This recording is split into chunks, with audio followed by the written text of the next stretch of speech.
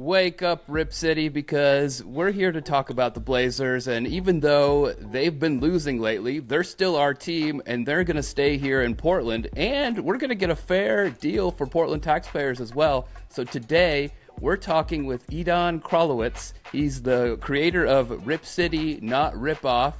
He's been doing some amazing things for the Blazers and for the community.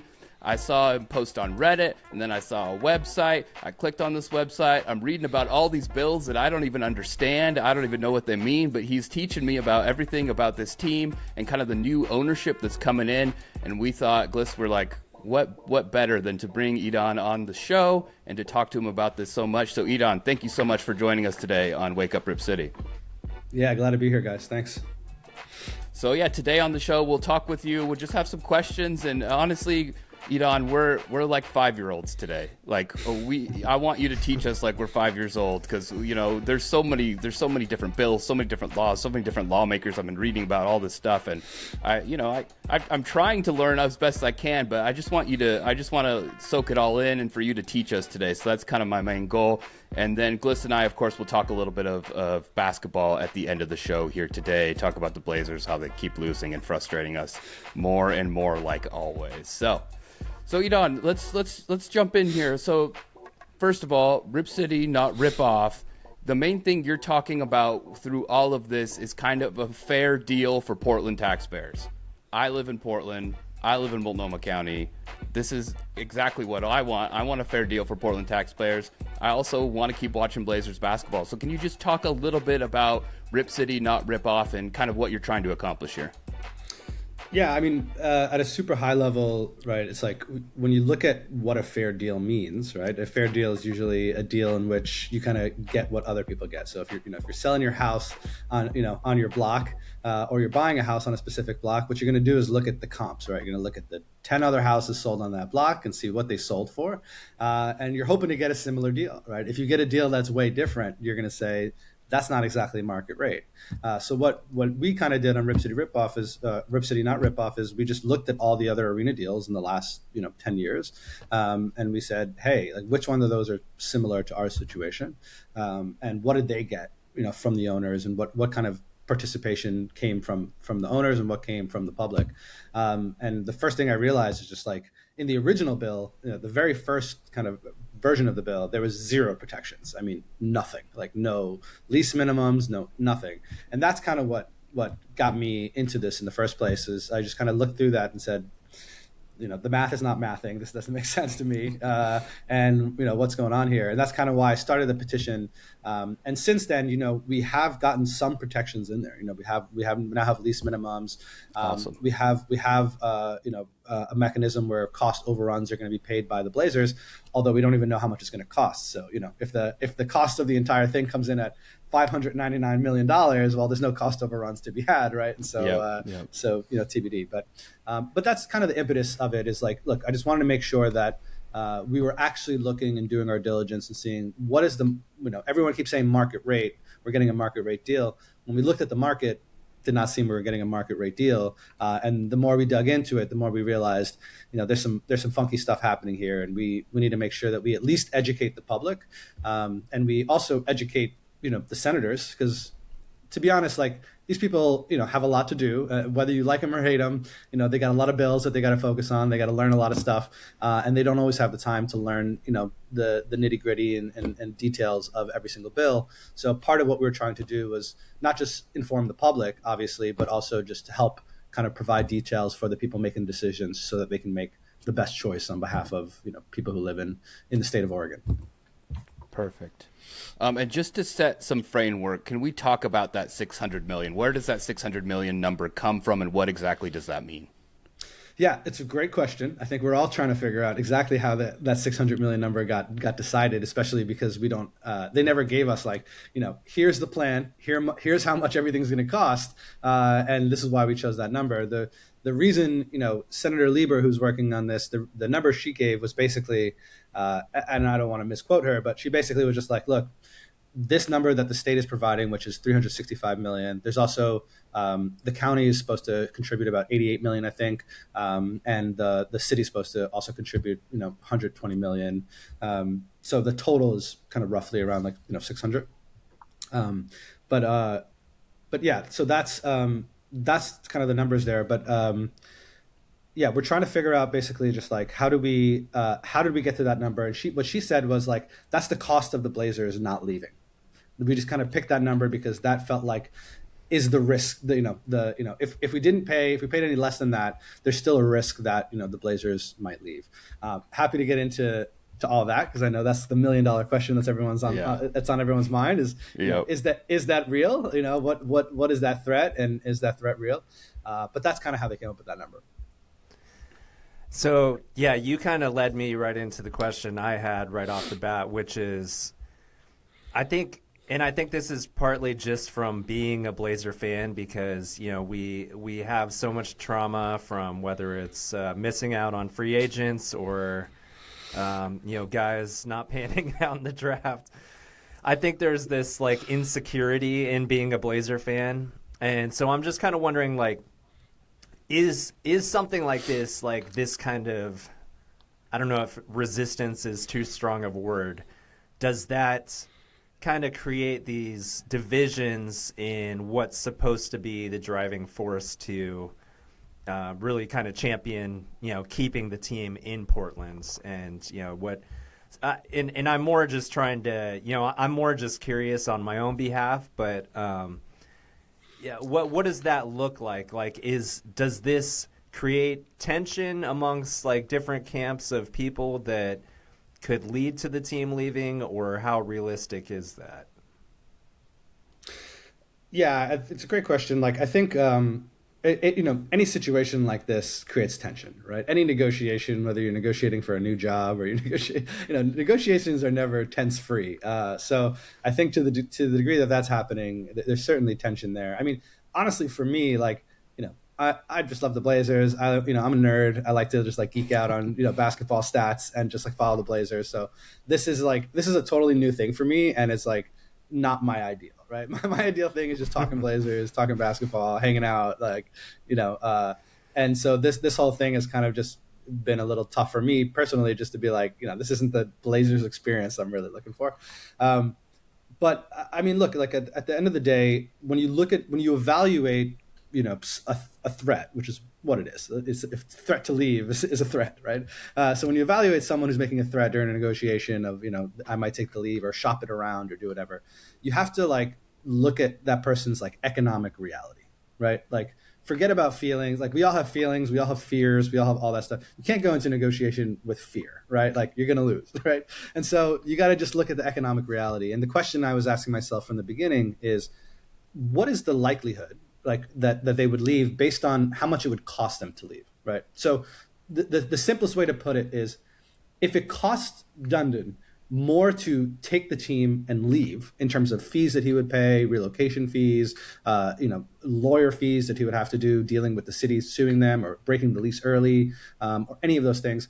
If you look at the amount of money it would take them to leave versus the amount of money it would take him to just pay, say, $200 million to the arena fund and stay, it costs him way more to leave. So economically, like rationally, right, if it costs him more to leave and he still leaves, well, he's gone, baby. Like he's not sticking around. You know what I mean? There's if it's not the economically rational move to leave, there's no reason why he would leave. And that's kind of the thing that we were saying from the beginning is it like, could he leave? Absolutely. I'm not saying that there's a 0% chance because that's, we live in reality and there's no such thing as a 0% chance. But does it make sense for him to leave, like economically, from a rational perspective? Absolutely not. Especially as we recently found out in the Willamette Week article that Rob Oman did. He's done this exact same play in Raleigh, right, where he basically like got the public to pay 100% of it. He was able to get the development rights like all around that stadium, and he made a killing, right? Not just from the stadium. He kind of double dipped from the arena. He kind of double dipped and was able to make a ton of money from the surrounding areas. It seems like he's doing the exact same play here, right? So we kind of have a precedent that we can point to and say, okay, this isn't new, right? This isn't a brand new thing that he's doing. He understands how to make this play. So again, I totally understand the fear. I totally understand from a fan's perspective. Like, are you kidding me? Like, the Blazers are the identity, of Portland in many ways, and that fear, like, I get everyone. Like, I'm not upset with anyone who's just like, on Reddit being like, you're a crazy person, because like I get it. Like, I don't want to. I also would not want the Blazers to leave. But when you're negotiating a deal, you can't be negotiating from a place of fear. You need to actually think about what's the economic reality here, and that's kind of what we were trying to do. So I want to go back to that kind of example you used at the beginning when you were talking about market rate deals and different houses and things like that.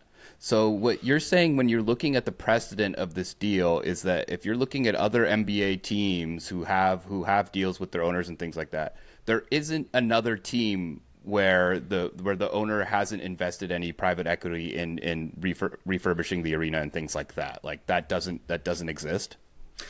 Basically, so there's like a tiny caveat, right? Which is, there's, I'll give you both sides. So there are certain cases where the owners paid for 100% of it. There's no public contribution, right? Which would be our best case scenario, right? Those were cases where it's like, Golden State, or it was like the Clippers arena, where it's like, Ballmer just has buku bucks and he could do whatever he wants, right? And he owns the arena. So in those cases, the actual team owns the arena itself.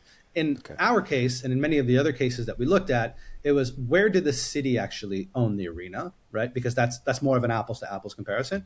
And then in those cases where the city or the county owned the arena, how much contribution did they get from the private owners?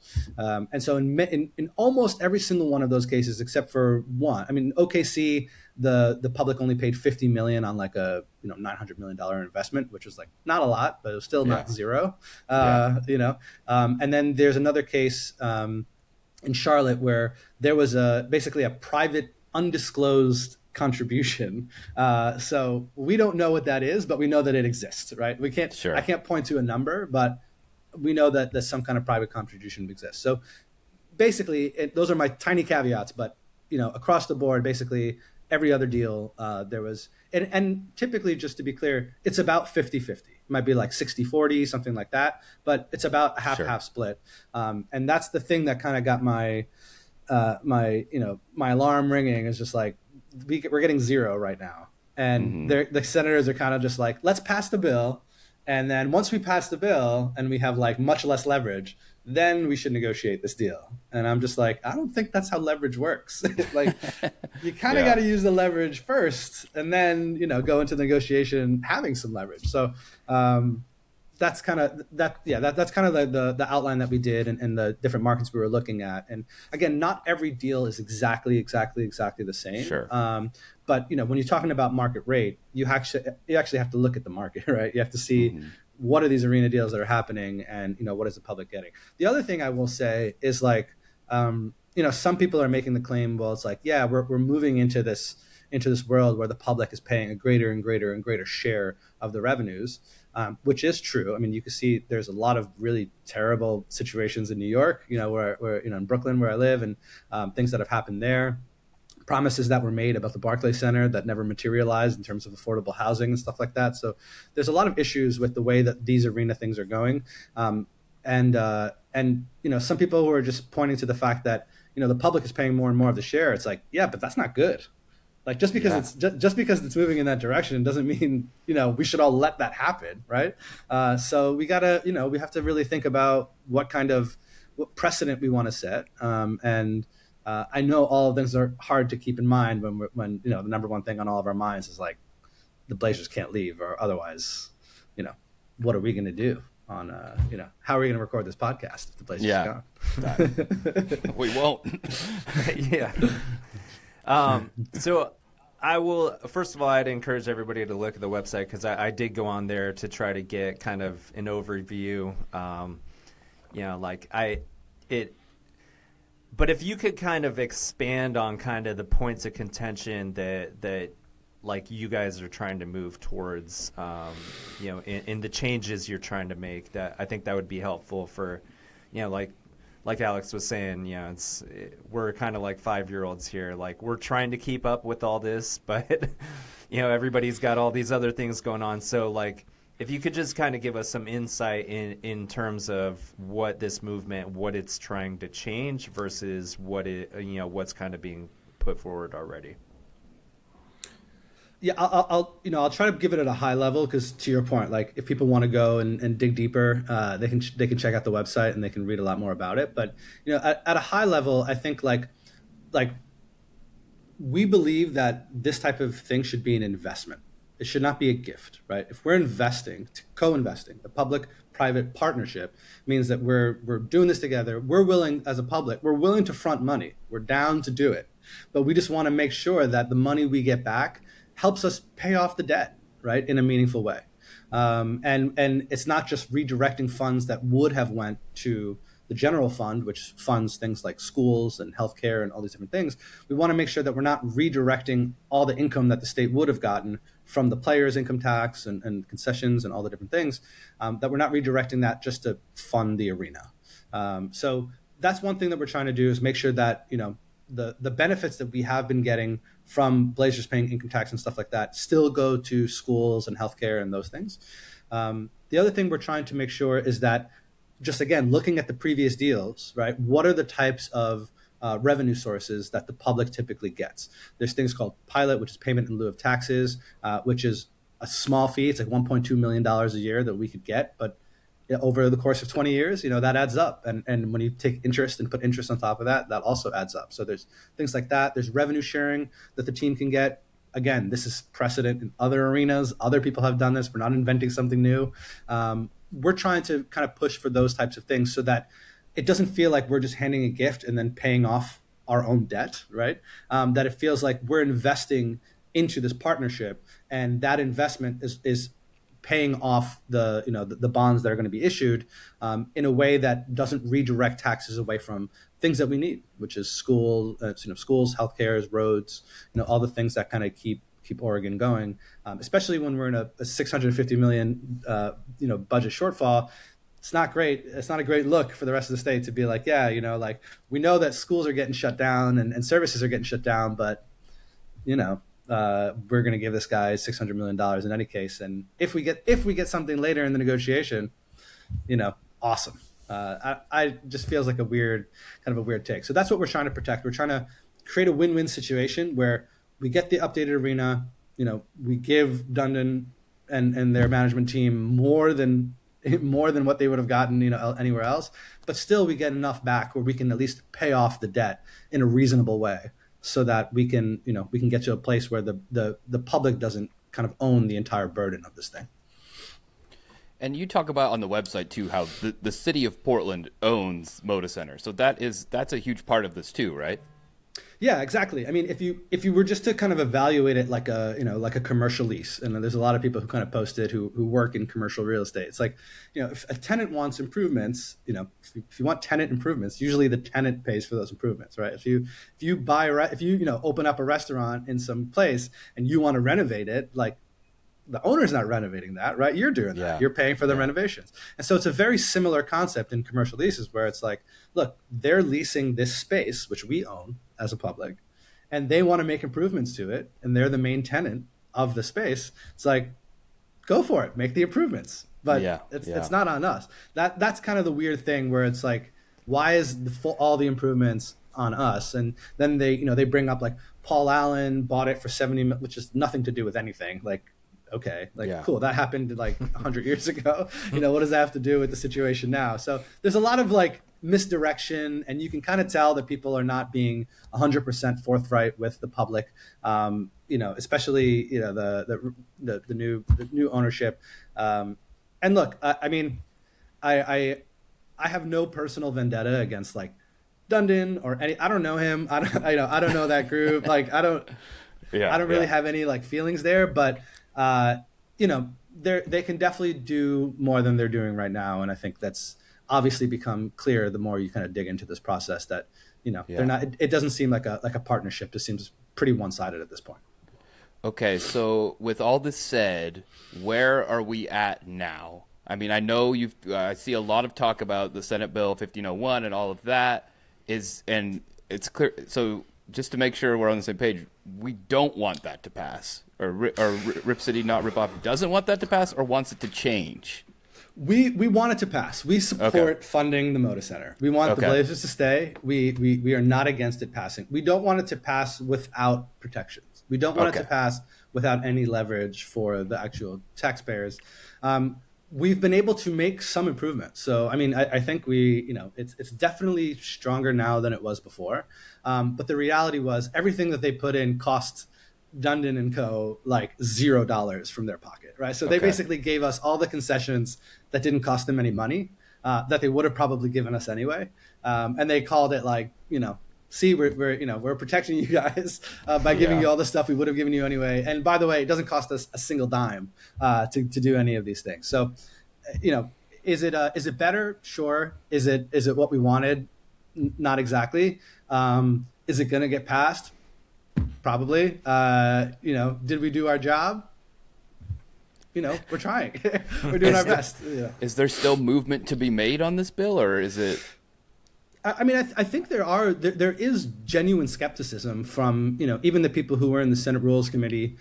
Basically, if you watch the video, like as soon as they passed it in the initial committee, they were like, "We're passing this, but we don't feel good about it." Okay. Yeah. They're like, and they all said like, we hope that in Joint Ways and Means, which is where it went to, and then now it's coming out of there, that there would be discussions there. But they also were just like, we're sending it to Joint Ways and Means to have a discussion. We know nothing's going to happen in Joint Ways and Means, but we're hoping that like people look at this a little bit more closely and try to amend the bill. So there's still an opportunity for people, legislators to make their mark and explicitly say, hey, we want to make sure that we get some of these protections, and we do require some private contribution. Whether or not people are going to use their political standing to actually do something about it is a question that's out of my scope. Sure. Yeah. I guess the last thing I have, you've done a good job of reassuring me a little bit, is so if it passes the Senate, where does that put things moving forward? I mean, like you said, it sounds like there's still some room for movement, but say it goes to the Senate and passes, where are we at this point, and what's the end game that we're looking at in this whole process?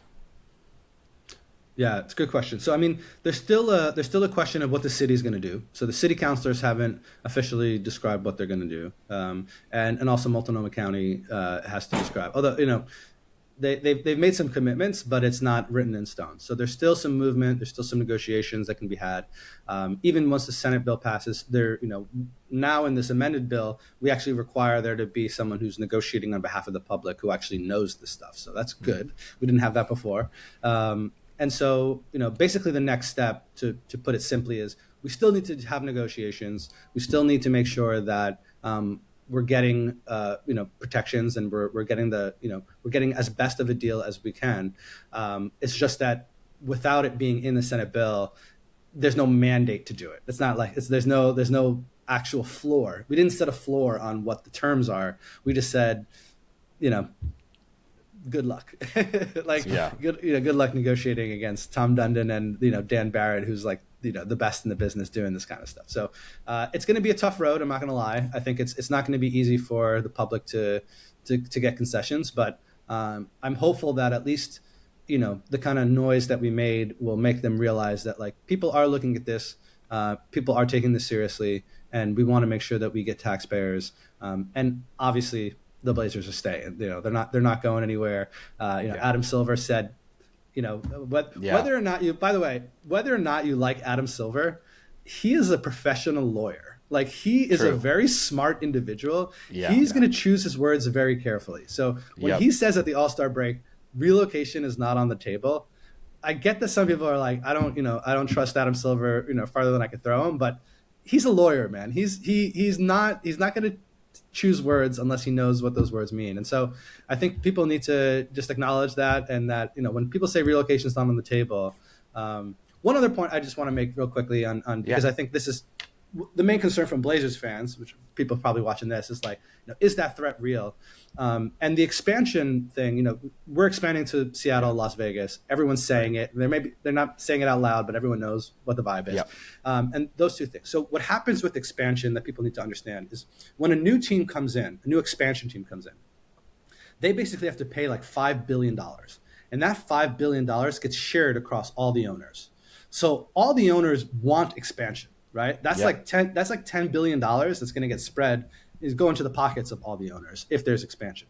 When there's relocation, there's no $5 billion there, right? So there's no benefit to relocation, right? In fact, it actually hurts the owners of the NBA, because then it messes up their relationship with the cities that they're in, right? Because now it creates more tension between them, because they're like, oh crap, like what is the situation going to be?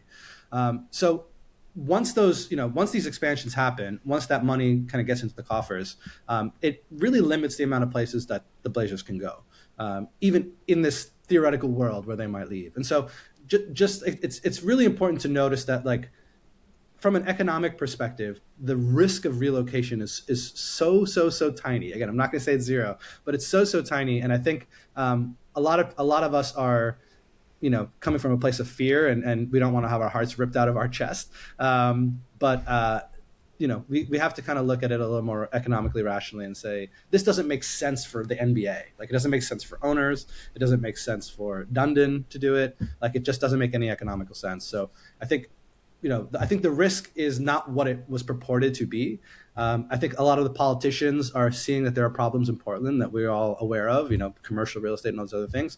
And they're just trying to create a boost, which is rational. Like, I get that too. But again, I think that fear is a little too motivated by our fear of losing our team, which I understand. I completely agree with you, Edan, and I am driven by that fear 100%. And even hearing Adam Silver's statement brought me peace for about 3 seconds, and then I and you're right, he pays attention to his words. He's a lawyer, but he said relocation is not on the table now, was his full statement, which, of course, is being a pessimistic Blazers fan like I am. I'm like, oh my God, we're screwed, so I felt safe for a couple seconds. But what I will say to any Blazers fans that are concerned about relocation, don't read all these puff pieces that we're seeing everywhere that's just meant to scare you, that the Portland media has been pushing out. Don't read those. Go on Edan's website. Go to RipCity, not Ripoff. He gives all the information about relocation and a lot of stuff on there that did bring me some feelings of safety. Now, are we completely out of this? No. I think whenever there's a non-zero chance that the team could be moved, there's going to be a little bit of fear, especially just because, like, obviously seeing what happened in Seattle and just, the proximity to Portland, and just Gliss was right earlier when he was saying just how many times Blazer fans have been screwed over the last, how long. It's trauma. It's generational trauma. My dad has this trauma. It's been passed on to me now. So, so it's like, so it's just that fear will always exist. But I do think that if you break things down, look at it from a logical perspective, and just look at actually what's happening, the relocation does not make sense. And the work that Edan is doing is to add, the relocation, making relocation less possible, even is even better. So it just started raining outside my window, by the way. So what better time to talk? Do you want to talk a little Blazers ball, Edan? Oh, hell yeah. Oh, yeah. So let's talk a little basketball. Let's talk some ball. How are you feeling about this team? And I know you live in New York, so you're watching games late at night if you're watching them, and so that's how I know that you're a diehard Blazers fan. But how are you feeling about this team right now?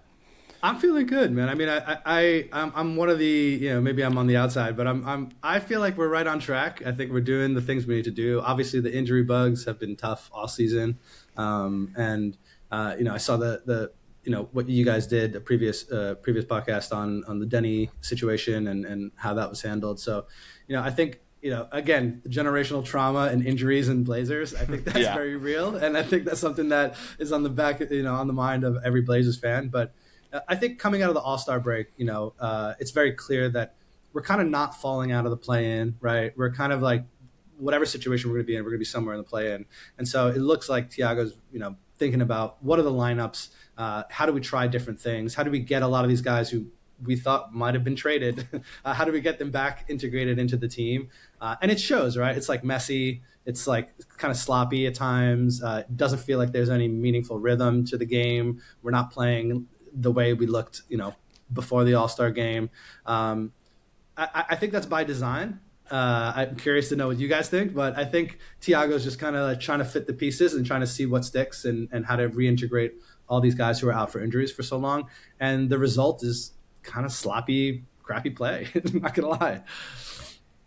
You're making me feel better on so many levels, because now I have some reassurance on this as well. Because I was saying the same thing a week ago, where it's like they're getting all these new pieces back, and it's like this is going to take. It's almost like they're in the middle of the exhibition season. Like there's so many moving parts and all that they got to get the rotations down. But I'm not going to lie, I've been starting. It's the way that they lost that last game, getting blown out by 30 points in Atlanta. Like those are the things that are kind of throwing up red flags for me. And then also, Alex, one thing. I vote that we name this episode Generational Trauma, but go ahead. I don't know if I could do that, Gliss. There's too much of it. But, I mean, I would agree with you guys for the most part on, the team being sloppy and all this stuff. But it's just like the turnovers have been happening all year. I mean, they've been leading the league all season in turnovers. And when I'm watching the Atlanta game, which I turned off, which I'm embarrassed to say, but I usually don't turn off games, but I literally just couldn't do it anymore. That was hard. There's just no ball movement, and the offense is so stagnant. There's so many isolations when you don't really have any strong isolation players out there, and it's just so frustrating to watch and difficult to watch when literally it seems like every play is like, hey, let's just throw it to some guy and hope that he hits a three. When we don't have any shooters, there's no one on the team that can shoot well. And, this team is I think now 29th in the league in three-point percentage and still taking some of the most threes in the league. And then it's just like, so I don't know. To me, I felt distraught. I felt negative. I do appreciate your positivity, though. And you are right. They are where they're supposed to be. I think if you listen to our first episode this season, we said that they would be the 10 seed when, that was kind of our goal for the year. And look at where they are. They're pretty much, pretty much locked into that 10 seed, it seems like. But there's just those moments where you're just hoping for so much more from this team. And you've seen it. And it just hasn't come to fruition. Can I say real quick too? Just that kind of game, as a fan, is there a worse kind of loss where it's like they just get blown out by 20 points right out of the gate, and then the entire time it's just like swinging back and forth by like 4 points? And I did the same thing, Alex. That's why I turned it off, because it's like they can't make a run, they can't get any momentum. It's like they lost 3 minutes into the game. Exactly. Yeah. I think the thing that frustrates me most is just like just watching other teams hit threes against just over and over. I mean, it just feels like teams are shooting 50% from three against us like every fucking game, which is just rough to watch, especially when we're not hitting threes. And so like, when the difference between their shooting percentage and ours is like 20 to 25%, it's like it's hard to win those games. It's hard to win games where you can't stop people from shooting the three ball. Well, the Blazers will take on the Grizzlies tonight at 5 p.m. as they continue this road trip. Hopefully they get back into their winning ways. You would really hope that they get back into their winning ways tonight against a Grizzlies team that is not trying to win basketball games.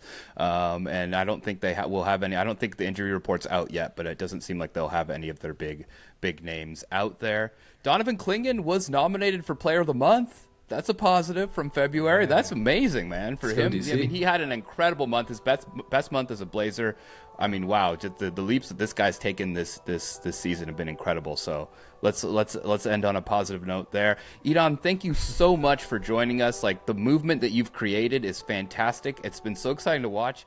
I've been emailing people like that. That doesn't happen. You made me do that. So you've made a difference, and I appreciate it. And I called and I left a message. So you're making a huge difference in this community, and you should be super proud of that. Where can people check you out, or do you have anything that you want people to look at, or anything to plug before we log off here?